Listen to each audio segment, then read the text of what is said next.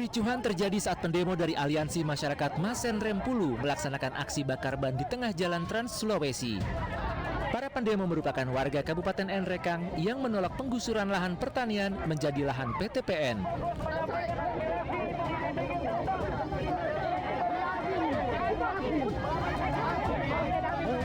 Mereka meminta pemerintah memikirkan nasib rakyat yang menjadi korban penggusuran lahan pertanian. Bahkan rumah mereka juga terdampak penggusuran. Aksi blokade jalan ini mengakibatkan kemacetan di jalur Trans Sulawesi. PTPN untuk memberhentikan segala bentuk aktivitas di lokasi ex HGU PTPN. Yang kedua, meski sempat terjadi ketegangan, polisi akhirnya dapat meredam aksi warga sehingga jalan Trans Sulawesi yang merupakan penghubung antar Kabupaten Sidrap, Nrekang, dan Toraja dapat dilalui. Dari Nrekang, Sulawesi Selatan, Jufri Tonapa, iNews melaporkan.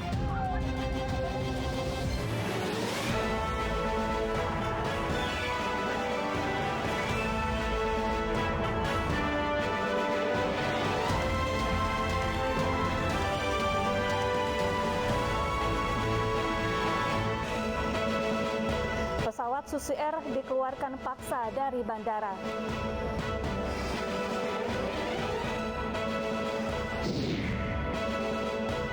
Pejabat BUMD yang memakan duit mengundurkan diri.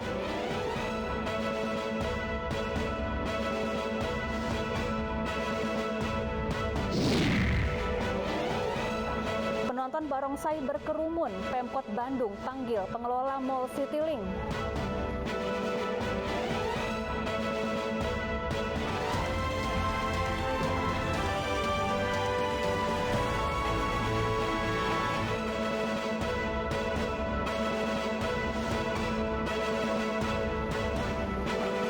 Selamat sore pemirsa, demikian tadi berita pilihan iNews Sore bersama saya Syafaati Suryo. Kita awali iNews Sore dengan informasi pesawat Susi Air dikeluarkan paksa oleh petugas Satpol PP dari hanggar Bandara Robert Ati Besing, Malinau, Kalimantan Utara.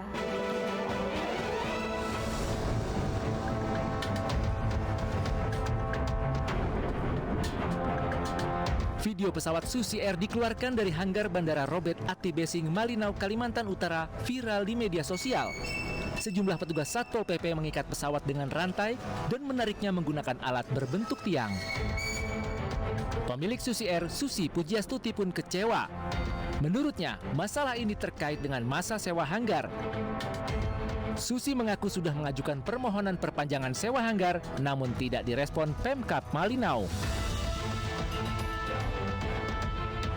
Sementara menurut Gubernur Kalimantan Utara, pengosongan hanggar sudah sesuai prosedur. Sampai tadi adalah bisnis to bisnis, jadi sudah 3 surat peringatan dari Dinas Perhubungan kepada penerbangan apa tadi? Susi Air. Susi. Ya. Sebelumnya Susi Air menyewa hanggar di Bandara Robert Ati Besing selama 10 tahun. Namun kontrak berakhir pada 31 Desember 2021. Dari Malinau, Kalimantan Utara, Usman Codang, iNews melaporkan. Pemirsa, usai aksi pamer dan makan duit yang menghebohkan dunia maya, Syaifun Nuzur Mazah mengundurkan diri dari jabatannya sebagai Direktur Utama Pasar Niaga Kertara Harja, Tangerang, Banten. Syaifun Nuzur memastikan uang tersebut milik pribadi tanpa bertujuan untuk pamer.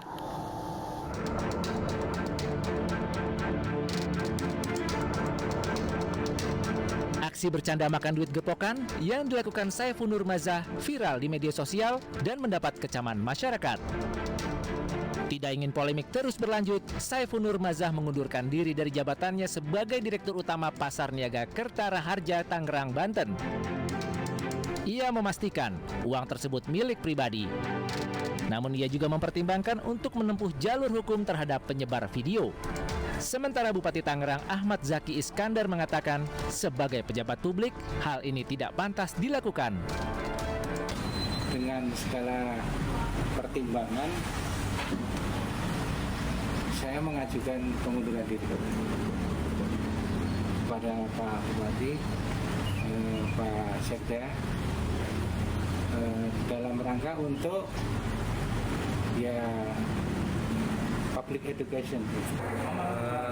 Kalau dari laporan dari Pak Dirut, kejadiannya itu di tahun 2020. Apapun itu memang satu hal yang tidak etis dilakukan di saat-saat seperti ini. Jadi Sebelumnya Saiful Nur Mazah juga pernah melakukan hal serupa dan membuat heboh. Ia pamer uang pecahan dolar Singapura di media sosialnya. Dari Tangerang, Banten, Sukron, iNews melaporkan. Ya, dan untuk membahas lebih lanjut terkait Direktur Utama Pasar Niaga Kertaraharja yang pamer dan makan duit, sudah bergabung bersama kami Bupati Tangerang Ahmed Zaki Iskandar. Selamat sore Pak Ahmed Zaki Iskandar. Selamat sore Mbak. Ya, Pak, Saiful Nuzur telah mengundurkan diri. Apakah ada sanksi tambahan? Jadi kemarin langsung kami panggil Rabu pagi itu beserta Pak Sekda dan Kepala Inspektorat untuk kemudian meminta klarifikasi yang bersangkutan terkait video yang dibuat. Nah, pada saat ini sampai hari ini pun sampai mungkin 2-3 hari ke depan antara Selasa atau Rabu, Inspektorat masih mengevaluasi, kemudian menginvestigasi dan juga melihat seluruh laporan pertanggungjawaban dari Perumda PD Pasar. Karena memang ini juga merupakan awal tahun ya, laporan pertanggungjawaban keuangan di tahun 2021 memang bertepatan pada saat pemeriksaan juga. Jadi kemarin itu yang bersangkutan ketika selesai klarifikasi dan juga interogasi langsung menunjukkan sikap tanggung jawabnya, kemudian meminta pengunduran diri dari jabatan Direktur Utama Perumda PT Pasar. Ya. Ya. Ya. Ya, Pak Ahmed Zaki, Ombudsman meminta dilakukan pemeriksaan aliran transaksi keuangan yang bersangkutan dengan melibatkan PPATK. Apakah akan dilakukan? Sementara ini Inspektorat sedang mengevaluasi semua dan juga menginvestigasi. Kalau dari hasil pengakuan kan itu uang pribadinya, gitu. Tapi ya kita akan mengevaluasi semua kok. Ya, setelah meminta klarifikasi dari Saiful Nuzur, apa sebetulnya maksud dari pembuatan video tersebut? Apalagi ini sudah 2 kali dilakukan. Sebetulnya kalau menurut Pak Saiful Nur itu buat konsumsi internal. Saya pikir apapun lah alasannya sangat tidak etis membuat video seperti itu, apalagi dilakukan oleh pejabat publik. Jadi saya bilang ini sesuatu yang sangat mengecewakan kami di pemerintah Kabupaten Tangerang. Ya, setelah peristiwa ini selanjutnya apa yang dilakukan Pemkab untuk mengingatkan seluruh jajaran di lingkungan Pemkab Tangerang agar tidak terulang?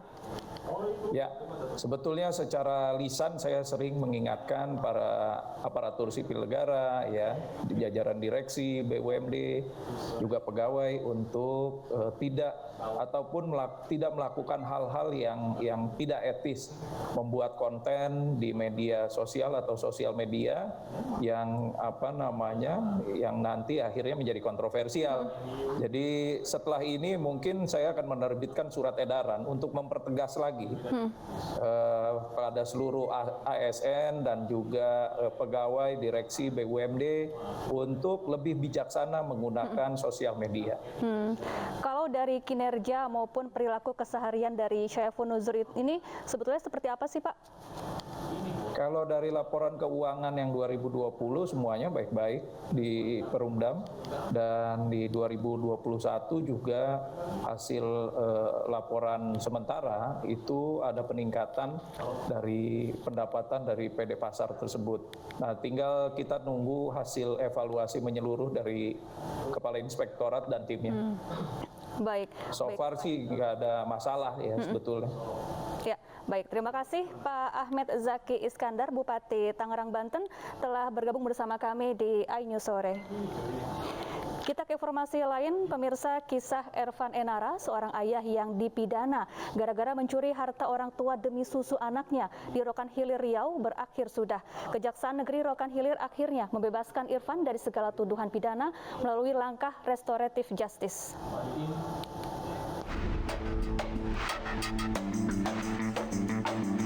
Irfan Enara mendengarkan dengan seksama saat Kepala Kejaksaan Negeri Rokan Hulu Riau Yuliarni Api membacakan surat penghentian perkara di depan lapas Bagan si Api-Api.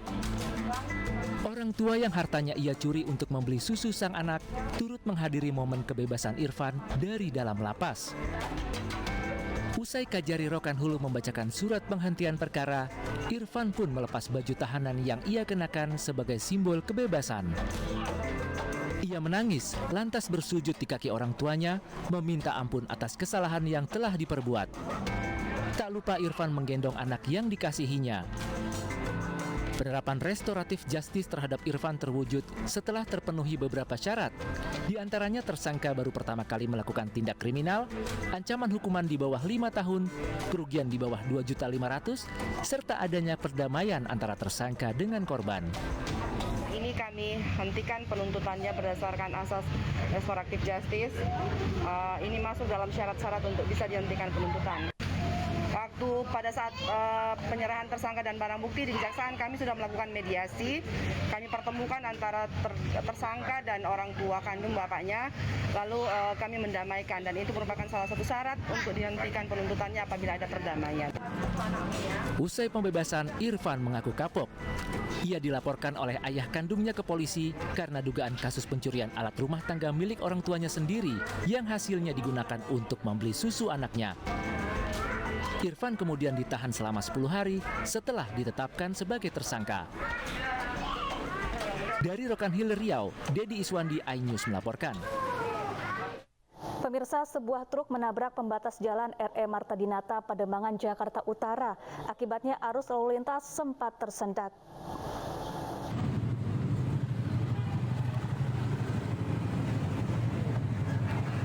Diduga kecelakaan tunggal ini terjadi karena sopir truk tak bisa mengendalikan setirnya.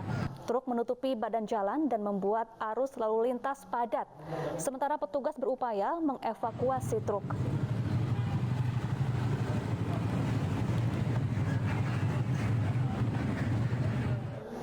Sementara itu di Bandung, Jawa Barat, sebuah truk pengangkut galon menabrak 4 kios dan 1 angkutan umum. 1 orang tewas dalam kecelakaan tersebut.